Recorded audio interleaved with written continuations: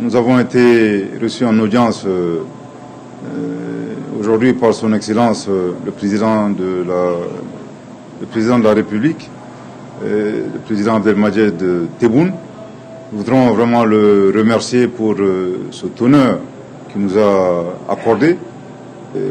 Nous étions porteurs d'un message de la part de son frère et homologue, le général d'armée Assimi Goïta, président de la transition, chef de l'État du Mali.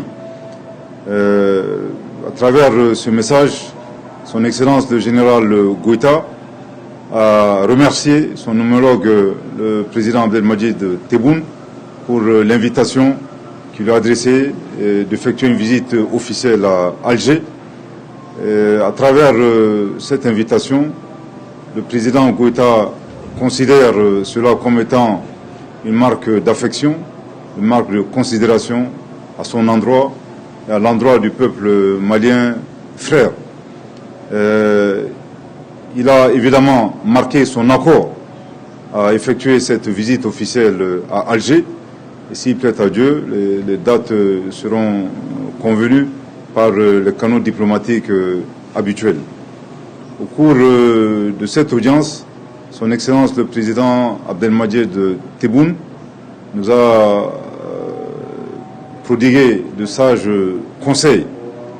Et également de la part de son frère, je pense que le constat a été fait clairement que le Mali et l'Algérie partagent à la fois la géographie. Je voudrais ici faire mienne d'une affirmation de son Excellence le président Abdelmadjid Tebboune, affirmation selon laquelle nous ne pouvons pas déménager. Je pense qu'à travers cette affirmation, quelque part nous sommes condamnés à cheminer ensemble, condamnés à œuvrer dans le sens de la prospérité pour nos deux peuples. Également, à travers ces liens, il est important d'évoquer l'histoire. L'histoire proche. Je pense que les pères fondateurs de nos deux pays se sont engagés de manière obstinée à lutter contre le néocolonialisme et à se battre pour la dignité de l'homme et de l'homme africain de manière générale. Également, l'histoire lointaine que partagent nos deux pays. Je voudrais ici, je pense en particulier à l'université de Madrouche, également Tombouctou, qui ont été de grands carrefours de diffusion de savoir dans le monde.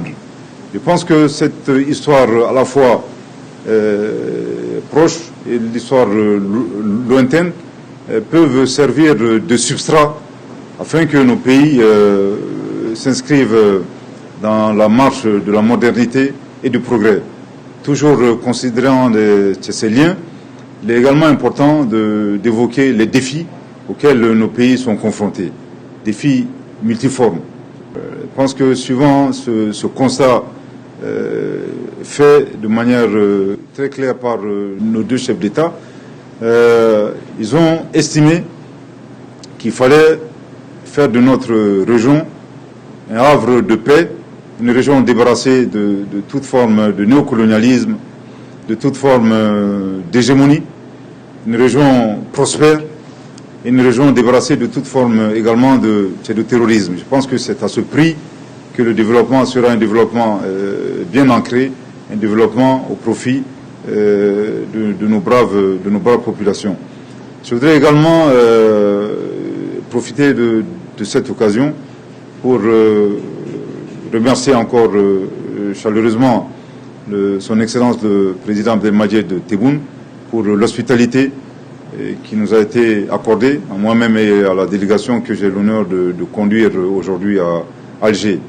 Je voudrais souligner que le 9 août 2026, sur ces instructions, j'ai eu un échange téléphonique très fructueux avec mon frère, le Premier ministre Graib, Safi Graib, et suivant les instructions de nos deux chefs d'État, nous avons tenu à rassurer son Excellence le président Abdelmadjid Tebboune que le Mali, sous le leadership de son Excellence le général d'armée Assimi Goïta, ne ménagera aucun effort afin que la vision partagée de nos deux leaders se matérialise pour l'intérêt de nos peuples.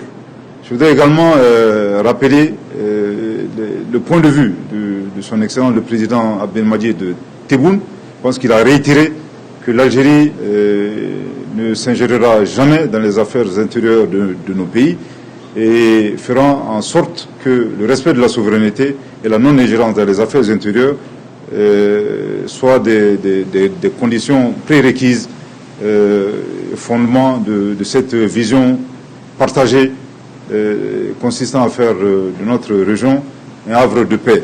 Il est également important de rappeler que cette vision n'est pas une vision uniquement malienne, c'est une vision également partagée par leurs excellences, le général d'armée Abdourahmane Tchani, président de la République du Niger, et son excellence le président capitaine Ibrahim Traoré, président du Faso, dans le cadre de la Confédération des États du Sahel.